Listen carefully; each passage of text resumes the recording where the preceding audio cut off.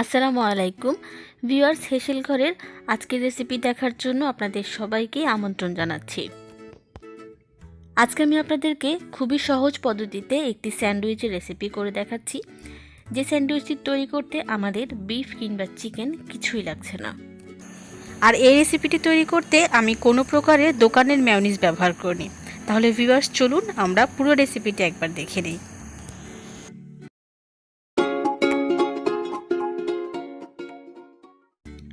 Sandwich তৈরি করার জন্য আমি এখানে দুটি সেদ্ধ ডিম নিয়েছি, কিছু শসা কুচি করে নিয়েছি, গাজরও কুচি করে নিয়েছি, আর পাশে যেটা দেখতে পাচ্ছেন সেটা হচ্ছে আমি একদম ঘরোয়াভাবে মেয়োনিজ তৈরি করে নিয়েছি। সেটি দিয়ে আজকে আমরা স্যান্ডউইচ তৈরি করব। প্রথমে আমি সিদ্ধ করে রাখা ডিমগুলোকে কেটে নিয়েছি এবং এর মধ্য থেকে কুসুমগুলোকে আলাদাভাবে তুলে নিচ্ছি। এবারে এই আলাদা করে রাখা ডিমের সাদা অংশগুলোকে আমি একটি কাঁটা চামচের সাহায্যে গ্রেট করে নিচ্ছি। ভিউয়ার্স, আপনারা চাইলে কিন্তু গ্রেটার দিয়েও খুবই সহজে এই ডিমের সাদা অংশগুলোকে গ্রেট করে নিতে পারেন।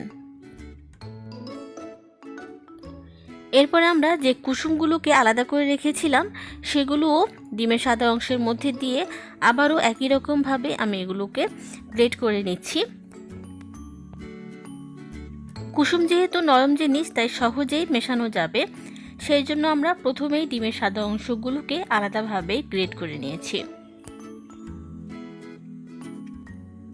এখন আমি এর মধ্যে শসা এবং গাজর কুচিগুলো দিয়ে দিচ্ছি। ভিউয়ার্স, আমি এখানে কোনো নির্দিষ্ট পরিমাপ বলছি না, এটা সম্পূর্ণই আপনাদের পছন্দের উপর ডিপেন্ড করে আপনারা কী পরিমাণ সবজি ব্যবহার করতে চান, সেই অনুযায়ী আপনারা স্যান্ডউইচের মধ্যে সবজিটা ব্যবহার করতে পারেন। সাধারণত সারা বছর বাজারে যে ধরনের সবজি পাওয়া যায়, আমি চেষ্টা করি সেই ধরনের সবজি দিয়ে আপনাদেরকে রেসিপি তৈরি করে দেখাতে। এখন আমি এর মধ্যে আমার ঘরে তৈরি করা সম্পূর্ণ স্বাস্থ্যসম্মত মেয়োনিজ দিয়ে দিচ্ছি। সময় স্বল্পতার কারণে মেয়োনিজের রেসিপিটি আজকে আমি আপনাদের সাথে শেয়ার করতে পারছি না। ইনশাআল্লাহ খুব শীঘ্রই আমি এই রেসিপিটিও আপনাদের সাথে শেয়ার করব। অনেকেই অনেক কারণে মেয়োনিজ খেতে চায় না।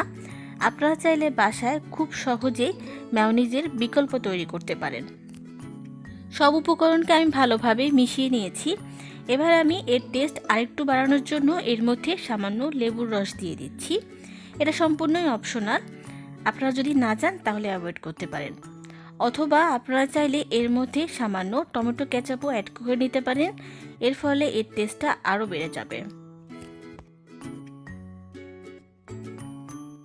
এখন আমি এখানে একটি নর্মাল পাউরুটি স্লাইস নিয়েছি এবং এর চারধার কেটে বাদ দিয়ে দিয়েছি। এর ভিতরে আমরা তৈরি করা পুরগুলো দিয়ে দিচ্ছি। পুর দেওয়া হয়ে গেলে এর উপরে আরেকটি পাউরুটি স্লাইস দিয়ে দিচ্ছি। হাত দিয়ে আলতোভাবে চেপে চারদিক সমান করে নিচ্ছি। এরপর আমি একটি ছুরির সাহায্যে পাউরুটিটাকে ত্রিভুজ আকৃতির করে কেটে নিচ্ছি। আর এর সাথে সাথেই তৈরি হয়ে গেল খুবই সহজ এগ স্যান্ডউইচ। যেহেতু এই রেসিপিটি তৈরি করতে খুবই কম সময় লাগে, তাই ঝটপট তৈরি করে বাচ্চার টিফিনে দিতে পারেন, অথবা বিকেলের স্ন্যাক্স হিসেবেও কিন্তু এই রেসিপিটি পরিবেশন করতে পারেন। আশা করছি বরাবরের মতো আজকের এই রেসিপিটি আপনাদের সবার কাছে অনেক ভালো লেগেছে। ভালো লাগলে প্লিজ একটি লাইক এবং শেয়ার করতে ভুলবেন না। আর যারা একেবারেই নতুন আমার চ্যানেলে, তাদের সবাইকে আমার চ্যানেলটি সাবস্ক্রাইব করার অনুরোধ করছি। আর পাশে থাকা বেল বাটনটি প্রেস করে রাখতে পারেন, এতে করে আর কোনো রেসিপি আপনার মিস হয়ে যাবে না। আজকে এখানে বিদায় নিয়ে নিচ্ছি। সবাই ভালো থাকুন, সুস্থ থাকুন। আল্লাহ হাফেজ।